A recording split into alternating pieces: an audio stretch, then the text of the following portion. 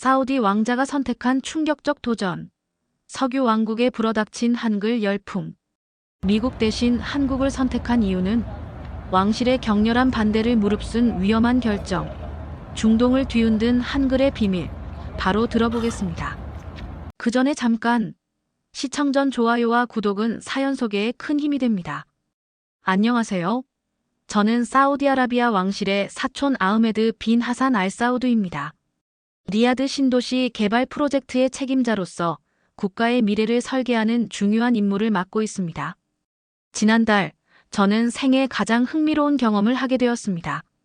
비전 2030 프로젝트의 일환으로 여러 나라의 기술 제안서를 검토하던 중 한국 기업들의 발표가 눈에 띄었습니다. 고속철도, 스마트시티, 신재생에너지 분야에서 한국이 보여준 기술력은 단순한 제안을 넘어 완벽한 청사진과도 같았습니다. 특히 인상적이었던 것은 한국 대표단의 철저한 준비성이었습니다.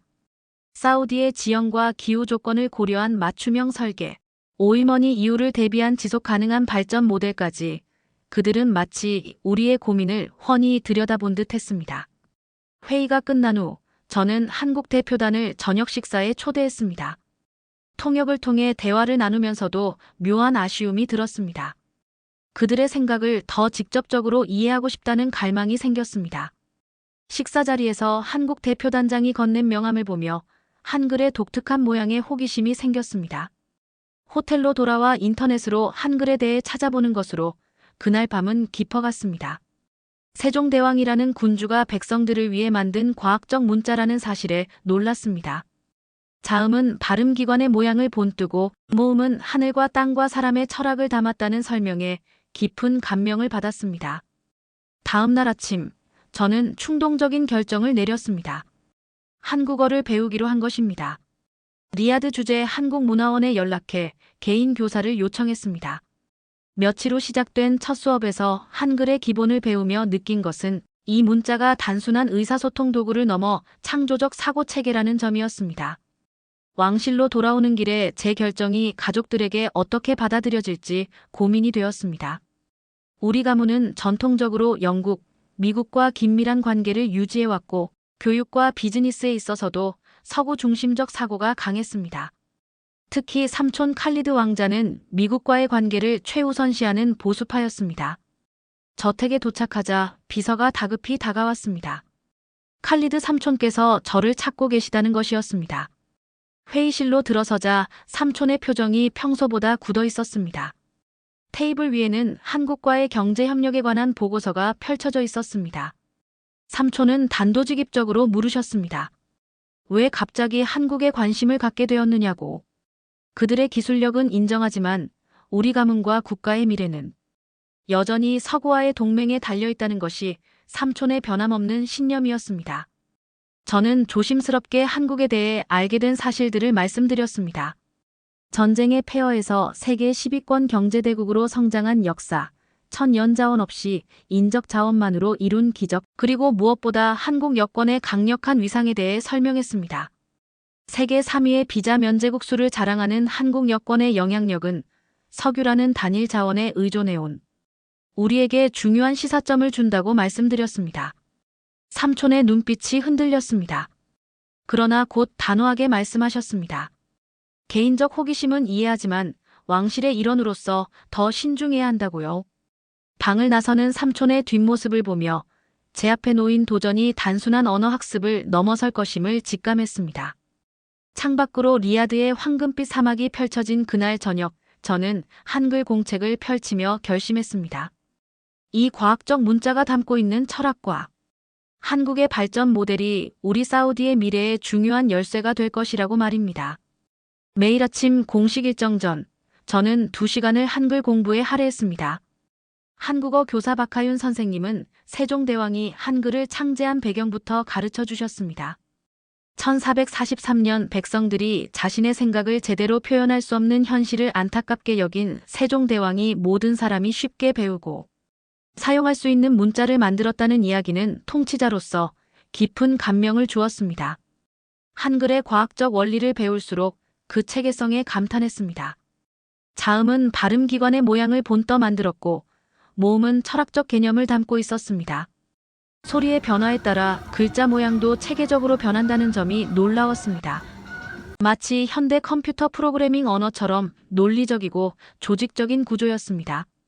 한글을 배우며 가장 인상적이었던 것은 습득 속도였습니다. 불과 2주 만에 기본적인 읽기와 쓰기가 가능해졌습니다.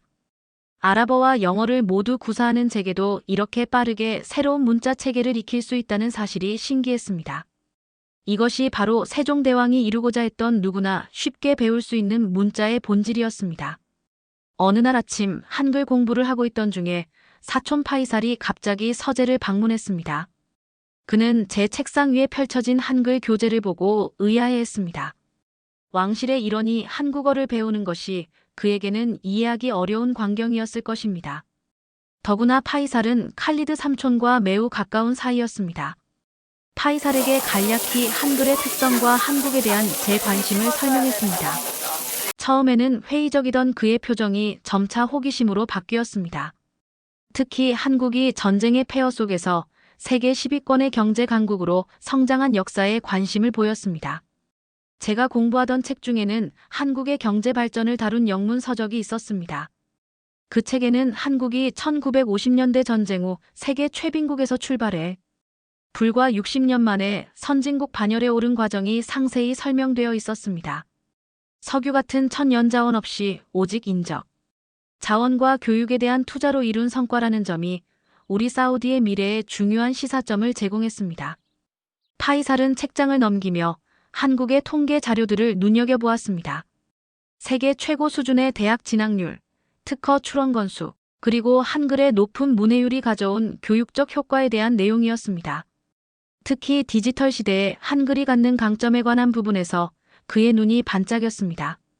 한글이 디지털 환경에 얼마나 효율적으로 적응했는지, 컴퓨터와 스마트폰에서의 입력 시스템이 얼마나 과학적으로 설계되었는지를 설명했습니다.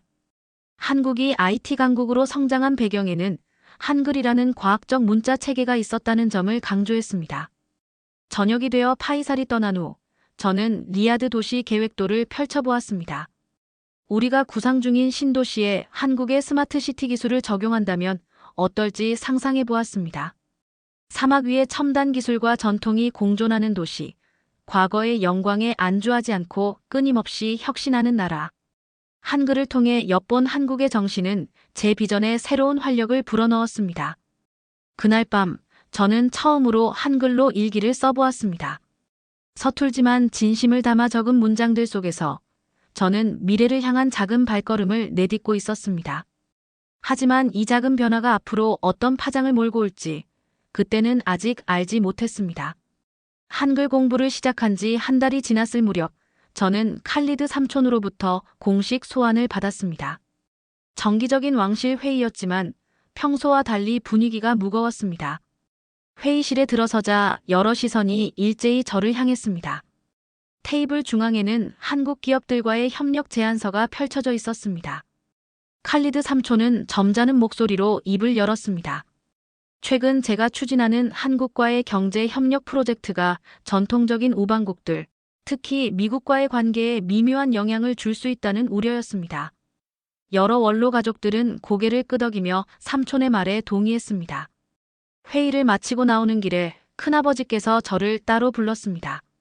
예상과 달리 그의 표정은 부드러웠습니다. 큰아버지는 조용히 말씀하셨습니다. 제 한국어 공부와 한국 기술에 대한 관심을 이미 알고 계셨고 의외로 지지한다는 내용이었습니다. 놀라움을 감추지 못하는 제게 큰아버지는 의미심장한 미소를 지으셨습니다. 다음 날 큰아버지의 개인 서재로 초대받았습니다. 그곳에서 본 것은 예상치 못한 광경이었습니다. 책장 한켠에는 1970년대 한국의 경제 발전에 관한 영문 서적들이 가지런히 꽂혀 있었습니다. 큰아버지께서는 젊은 시절 국제 유가가 폭등했던 오일 쇼크 시기에 한국의 위기 대응 방식에 깊은 인상을 받으셨다고 했습니다. 큰아버지는 한국이 자원 빈국임에도 교육과 인재, 양성을 통해 국가 발전의 근간을 마련한 과정을 주목하셨다고 합니다. 특히 한글의 높은 문맹 퇴치율이 국민 교육 수준 향상에 기여했고 이것이 결국 산업인력의 질적 성장으로 이어졌다는 분석이었습니다. 큰아버지의 격려에 용기를 얻어 한글 공부는 더욱 열정적으로 이어졌습니다. 박하윤 선생님께서는 이제 한글로 간단한 문장을 쓰고 읽는 연습을 시키셨습니다. 특히 한글의 조합적 특성이 디지털 환경에 얼마나 적합한지 설명해 주셨는데, 자음과 모음의 조합으로 수천 개의 음절을 표현할 수 있다는 점이 컴퓨터 프로그래밍의 논리와 유사하다는 것이었습니다. 한국어 수업이 끝난 후 저는 종종 리야드 외곽의 건설 현장을 방문했습니다. 그곳에서 일하는 한국 엔지니어들과 짧게나마 한국어로 대화를 시도했습니다. 제 서툰 한국어에도 그들은 진심 어린 격려와 존중을 보여주었습니다. 언어를 넘어 서로의 문화를 이해하려는 노력이 깊은 신뢰를 형성한다는 것을 체감했습니다. 어느 날 파이살이 흥미로운 소식을 전해주었습니다. 칼리드 삼촌의 아들인 나와프 사촌이 비밀리에 한국 제품들을 수집하고 있다는 것이었습니다. 표면적으로는 한국과의 협력에 반대 입장을 보이는 칼리드 가문 내에서도 젊은 세대는 한국 문화와 기술에 관심을 갖기 시작했다는 의미였습니다. 이 소식은 제게 새로운 관점을 제시했습니다. 세대 간 인식의 차이가 있다는 것, 그리고 변화는 이미 조용히 시작되고 있다는 점입니다. 제 서재 창밖으로 리야드의 밤하늘을 바라보며 한국이 걸어온 발전의 길이 우리 사우디의 미래에 어떤 영감을 줄 수 있을지 깊이 생각했습니다. 한글 공책을 다시 펼치며 오늘 배운 혁신이라는 단어를 천천히 써보았습니다. 이 단어가 담고 있는 무게와 가능성이 제 앞에 놓인 도전의 본질을 정확히 표현하고 있었습니다. 한글 공부를 시작한 지 석 달째 되는 날, 저는 신도시 개발 프로젝트의 중간 보고서를 작성하고 있었습니다. 지난 몇 주간 수집한 자료들을 검토하며 한국의 도시 개발 사례가 눈에 들어왔습니다. 특히 인상적이었던 것은 인천 송도와 세종시의 스마트시티 모델이었습니다. 자연 환경과 첨단 기술의 조화, 효율적인 에너지 사용, 그리고 주민 중심의 설계 철학이 담겨 있었습니다.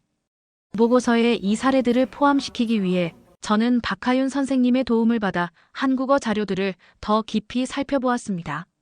한국의 도시계획 문서에서 발견한 것은 단순한 기술적 내용을 넘어선 철학적 접근이었습니다. 사람 중심이라는 가치가 모든 설계의 바탕에 있었고, 이는 세종대왕이 한글을 창제할 때의 정신과도 맞닿아 있었습니다.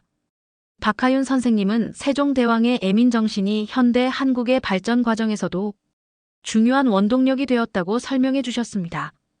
지도자가 백성을 위해 문자를 만든다는 발상은 당시로서는 혁명적인 것이었으며, 이러한 정신이 한국 사회 전반에 뿌리내려 교육열과 혁신 정신으로 이어졌다는 것입니다. 이날 저녁 저는 왕세자의 비공식 모임에 초대받았습니다. 모임의 주제는 비전 2030 이후의 사우디아라비아였습니다. 젊은 왕실 구성원들이 모인 자리에서 각자의 비전을 나누는 시간이었습니다. 제가 발표할 차례가 되었을 때 저는 준비해간 한국의 발전 모델에 대해 이야기했습니다. 발표 중 가장 강조한 것은 한국이 자원 없는 작은 나라에서 어떻게 세계적인 경제 강국으로 도약했는지에 대한 분석이었습니다. 특히 주목한 것은 한글의 보급이 교육의 대중화와 정보 접근성 향상에 미친 영향이었습니다. 한국의 문맹률은 세계에서 가장 낮은 수준이며, 이는 디지털 시대에 엄청난 경쟁력으로 작용한다는 점을 설명했습니다. 더불어 한글의 과학적 원리가 현대 사회에서 갖는 의미도 언급했습니다. 자음과 모음의 조합 원리는 컴퓨터 언어의 이진법과 유사한 논리를 가지고 있으며, 이러한 체계적 사고가 한국의 IT 강국 위상에 기여했다는 분석이었습니다. 발표를 마친 후 예상치 못한 반응들이 이어졌습니다. 젊은 왕족들 대부분이 한국의 사례에 깊은 관심을 보였고, 특히 왕세자는 한글의 과학적 원리와 그것이 국가 발전에 미친 영향에 대해 더 자세히 알고 싶어 했습니다. 모임 이후 왕세자의 개인 비서가 저에게 접근해 왕세자께서 한국 방문을 고려하고 계시다는 정보를 전해주었습니다. 이는 단순한 호기심을 넘어 정책적 관심으로 발전하고 있다는 신호였습니다. 다음 날 아침, 저는 개발 프로젝트 팀 회의에서 한국 기업들과의 협력 방안을 공식적으로 제안했습니다. 예상대로 반대 의견도 있었지만 이전과는 달리 지지하는 목소리도 상당했습니다. 특히 젊은 엔지니어들은 한국의 기술력에 대한 존경심을 숨기지 않았습니다. 회의 결과 소규모 시범 프로젝트로 한국 기업과의 협력을 시작해보기로 했습니다. 비록 작은 시작이지만 이것이 사우디와 한국 간의 새로운 관계의 씨앗이 될 수 있다는 희망이 생겼습니다. 그날 저녁 한글 공부를 하며 박하윤 선생님이 들려주신 한국 속담 하나가 마음에 깊이 남았습니다. 티끌 모아 태산이라는 말이었습니다. 작은 노력들이 모여 큰 변화를 이룬다는 의미로 한국의 발전 과정을 완벽하게 설명하는 동시에 제가 지금 걷고 있는 길에도 큰 위안과 용기를 주는 말이었습니다.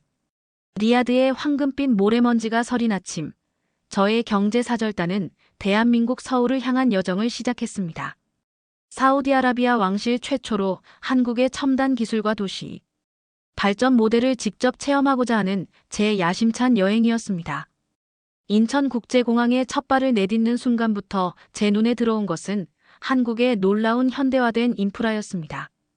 공항 내부의 질서정연한 시스템, 첨단 기술로 무장된 안내시설들은 제 호기심을 자극했습니다. 첫 일정은 KTX 고속열차 체험이었습니다. 리야드의 대중교통과는 비교할 수 없는 정숙하고 효율적인 시스템에 깊은 감명을 받았습니다. 창밖으로 스쳐 지나가는 한국의 푸른 들판과 현대적인 도시 풍경은 마치 미래의 청사진 같았습니다. 서울역에 도착하자 한국의 도시계획 전문가들이 저를 맞이했습니다. 그들은 사우디의 신도시 개발에 대한 깊은 이해와 함께 한국의 스마트시티 모델을 상세히 설명해 주었습니다. 특히 인천 송도의 첨단 도시 인프라는 제가 그동안 꿈꿔왔던 미래 도시의 모습 그 자체였습니다. 점심 식사 자리에서 만난 한국의 도시계획 전문가들은 제게 세종시 건설 과정을 생생하게 들려주었습니다. 천연자원 없이 인적 자원과 혁신으로 일궈낸 그들의 성과는 제 마음속 깊은 감동을 불러일으켰습니다. 한글의 과학적 원리가 이러한 혁신의 근간이 되었다는 설명은 더욱 그랬습니다. 오후에는 세종시를 방문했습니다. 행정 중심 복합도시의 완벽한 도시 설계, 친환경 에너지 시스템, 그리고 시민 중심의 공간 구조는 제가 꿈꾸던 리야드 신도시 개발 비전과 놀랍도록 일치했습니다. 매 순간 제 머릿속에는 이 모델을 사우디아라비아에 어떻게 적용할 수 있을지에 대한 구체적인 청사진이 그려졌습니다. 저녁 만찬 자리에서 만난 한국의 고위 관료들은 제게 한국의 도시 발전 철학을 들려주었습니다. 사람 중심, 지속 가능한 발전, 혁신과 전통의 조화, 이 단어들은 마치 세종대왕이 한글을 창제했던 그 정신과 너무나 닮아 있었습니다. 하루를 마무리하며 제 마음속에는 확신이 자리 잡았습니다. 한국의 기술과 철학은 사우디아라비아의 미래를 새롭게 그릴 수 있는 놀라운 청사진이었습니다. 한글의 과학적 원리처럼 이 나라의 혁신은 체계적이고 논리적이며 무한한 가능성을 담고 있었습니다. 숙소로 돌아가는 길, 제 가슴 속에는 뜨거운 영감과 희망이 가득했습니다. 사우디아라비아의 미래는 이제 완전히 다른 모습으로 그려질 것임을 확신했습니다. 서울 한복판에 자리 잡은 국립한글박물관은 제게 또 다른 세계를 열어주었습니다. 세종대왕의 위대한 업적을 담은 이 박물관은 마치 지식의 성전 같았습니다. 한글의 과학적 원리와 창제 배경을 깊이 이해하게 된 순간 제 머릿속에서는 이슬람 문명의 오랜 지식 추구 전통과 한글의 놀라운 체계성 사이에 놀라운 연결고리가 형성되었습니다. 박물관 해설사는 한글의 탄생 배경을 상세히 설명해 주었습니다. 1443년 세종대왕이 백성들이 쉽게 배울 수 있는 문자, 체계를 만들었다는 이야기는 제게 깊은 감동을 선사했습니다. 문자의 과학적 원리, 자음과 모음의 독창적인 제작 방식은 마치 정밀한 공학 설계도 같았습니다. 국립한글박물관에서 만난 한국어 언어학 교수는 한글의 디지털 시대, 경쟁력에 대해 흥미로운 이야기를 들려주었습니다. 자음과 모음의 조합으로 수천 개의 음절을 만들어내는 한글의 체계는 컴퓨터 이진법과 유사한 논리를 가지고 있다는 것입니다. 이는 한국이 세계적인 IT 강국으로 성장할 수 있었던 근본적인 언어적 토대였습니다. 문해율 통계는 더욱 놀라웠습니다. 한국의 문맹률은 거의 0%에 가깝다고 합니다. 세종대왕이 만든 과학적 문자 체계 덕분에 누구나 쉽게 읽고 쓸 수 있게 된 것입니다. 이는 단순한 문자 체계를 넘어 국가 발전의 근간이 되는 교육적 혁명이었습니다. 점심 식사 중 만난 한 학자는 흥미로운 비교를 들려주었습니다. 이슬람 문명의 지식 추구 전통과 한글 창제 정신의 유사성이었습니다. 지식을 만민에게 전파하고자 하는 열망, 과학적 원리에 대한 깊은 존중. 이 부분에서 두 문명은 놀랍도록 닮아 있었습니다. 박물관을 나서며 제 마음속에는 깊은 감동과 존경심이 자리 잡았습니다. 한글은 단순한 문자 체계가 아니라 한민족의 지적 혁명, 그리고 문명의 위대한 유산이었습니다. 사우디아라비아의 미래를 설계하는 제게 이 언어는 새로운 영감의 원천이 되었습니다. 저녁 무렵 호텔로 돌아가는 길에 한글로 된 간단한 문장들을 연습했습니다. 박하윤 선생님께서 가르쳐 주신 티끌모아 태산이라는 속담이 떠올랐습니다. 작은 노력들이 모여 거대한 변화를 만들어낸다는 이 말은 마치 제 현재의 여정을 완벽하게 설명하는 것 같았습니다. 한글의 위대함은 단순한 문자 체계를 넘어섰습니다. 그것은 한민족의 지혜이자 세계를 놀라게 한 문명의 빛나는 결정체였습니다. 제 마음속에서 사우디아라비아의 미래는 이제 한글이 품은 혁신의 정신과 함께 새롭게 그려지고 있었습니다.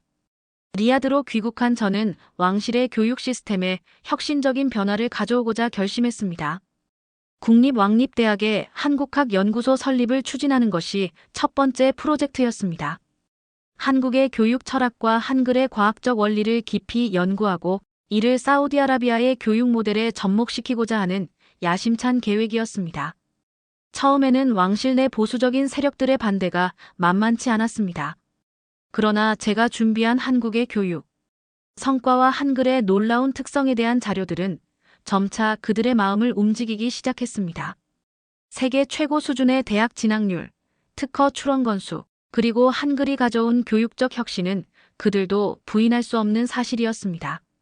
제 자녀들은 이 변화의 첫 주인공이 되었습니다. 매일 아침 한글 공부를 시작하는 그들의 모습은 왕실 내에 조용한 파장을 일으켰습니다.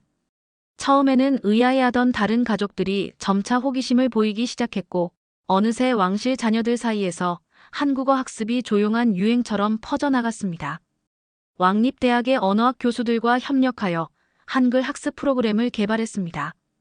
세종대왕의 누구나 쉽게 배울 수 있는 문자 철학을 그대로 담아낸 교육과정은 기존 언어 교육 방식과는 근본적으로 달랐습니다. 아랍어와 영어 학습에 지쳐있던 왕실 구성원들 사이에서 한글의 과학적이고 논리적인 체계는 새로운 학습의 즐거움을 선사했습니다. 흥미로운 변화는 왕실을 넘어 사우디아라비아 전역으로 확산되기 시작했습니다. 주요 귀족 가문들이 한국어 교육에 관심을 보이기 시작했고 교육 담당자들은 한글의 효율적 학습 방법론을 연구하기 시작했습니다. 한 문명의 지식이 다른 문명으로 전파되는 놀라운 순간이었습니다. 문화원과 협력하여 리야드의 한국어 교육센터도 설립했습니다. 젊은 사우디인들이 한국어와 한국 문화를 배우는 공간으로 이곳은 단순한 어학당을 넘어 두 문명을 잇는 문화 교류의 장이 되었습니다. 한국의 드라마와 케이팝을 통해 문화적 호기심을 가진 젊은이들의 관심도 커져갔습니다. 왕세자마저 이러한 변화에 깊은 관심을 보였습니다. 제가 한국어로 작성한 신도시 개발 보고서를 유창하게 발표하는 모습에 왕세자는 놀라움을 감추지 못했습니다. 한글을 통해 한국의 혁신적 사고방식을 직접 체험하게 된 것입니다. 사막의 모래바람처럼 조용히 불어온 한글의 바람은 사우디아라비아의 오래된 교육, 패러다임을 서서히 변화시키고 있었습니다. 세종대왕이 만든 문자의 혁신적 정신은 이제 중동의 모래 위에서 새로운 꿈을 피워내고 있었습니다. 한글은 단순한 의사소통의 도구를 넘어 두 문명을 잇는 놀라운 다리가 되어가고 있었습니다. 리야드 세종 스마트시티 협력 프로젝트는 저의 가장 자랑스러운 업적으로 자리 잡았습니다. 한국의 첨단 건설 기술과 디지털 인프라가 사우디아라비아의 미래 도시를 설계하는 핵심 요소가 되었습니다. 사막 위에 펼쳐질 새로운 도시의 청사진은 마치 미래 문명의 설계도 같았습니다. 프로젝트의 첫 성과가 나타나기 시작했습니다. 한국 엔지니어들과 사우디 건설팀의 협업은 놀라운 시너지를 창출했습니다. 태양광 에너지, 물 재활용 시스템, 스마트 교통 인프라. 모든 분야에서 한국의 혁신적인 기술이 사막의 혹독한 환경을 극복하고 있었습니다. 왕세자 앞에서 유창한 한국어로 프로젝트 진행 상황을 보고하는 제 모습은 왕실 구성원들에게 큰 화제가 되었습니다. 불과 몇 달 전만 해도 상상할 수 없었던 광경이었습니다. 한글을 통해 배운 한국의 혁신 정신은 이제 우리의 국가 발전 전략에 깊이 새겨지고 있었습니다. 신도시 건설 현장은 두 문명의 만남을 상징하는 공간이 되었습니다. 한국의 첨단 기술과 사우디아라비아의 전통적 건축, 미학이 조화롭게 어우러지는 모습은 마치 문명 간 대화에 살아있는 증거였습니다. 고속철도가 사막을 가로지르고 스마트 빌딩들이 솟아오르는 광경은 우리의 새로운 미래를 보여주었습니다. 교육 분야에서도 혁신적인 변화가 일어났습니다. 한국의 교육 모델을 바탕으로 사우디아라비아의 교육 시스템을 재편성하기 시작했습니다. 한글의 과학적 원리를 언어 교육에 접목시키고 디지털 리터러시 교육을 강화하는 프로그램들이 속속 도입되었습니다. 문화 교류는 더욱 깊어졌습니다. 한국 드라마, 음악, 요리 문화가 사우디아라비아 젊은이들 사이에서 큰 인기를 얻기 시작했습니다. 반대로 사우디아라비아의 전통 문화도 한국에 소개되면서 상호 이해의 폭이 넓어졌습니다. 한글은 이 모든 문화적 교류의 핵심 매개체가 되었습니다. 경제 협력도 눈부시게 확장되었습니다. 에너지, 건설, IT, 의료 등 다양한 분야에서 한국 기업들과의 협력 프로젝트가 진행되었습니다. 사우디아라비아는 석유 의존 경제에서 벗어나 지식 기반 경제로 전환하는 중요한 전환점을 맞이하고 있었습니다. 제 개인적인 변화도 놀라웠습니다. 한글을 통해 배운 혁신의 정신은 제 리더십 스타일을 근본적으로 변화시켰습니다. 전통과 혁신, 과거와 미래를 잇는 새로운 통찰력을 얻었습니다. 세종대왕이 한글을 창제했던 그 정신, 모든 이를 위한 지식, 평등한 교육의 가치는 이제 사우디아라비아의 새로운 국가 발전 철학이 되어가고 있었습니다. 사막 위에 피어난 한글의 꽃은 이제 두 문명을 잇는 놀라운 다리가 되었습니다. 한국의 혁신과 사우디아라비아의 전통적 힘이 만나 새로운 미래를 창조하는 역사적 순간, 그 중심에 한글이 있었습니다. 오늘 사연은 여기까지입니다. 한글의 혁신, 사우디 왕자의 문명 전환 스토리 어떠셨나요? 여러분의 의견을 댓글로 남겨주세요. 지금까지 감동 스팟에서 사연 전해드렸습니다. 사연이 마음에 드셨다면 좋아요와 구독 부탁드립니다. 시청해주셔서 감사합니다.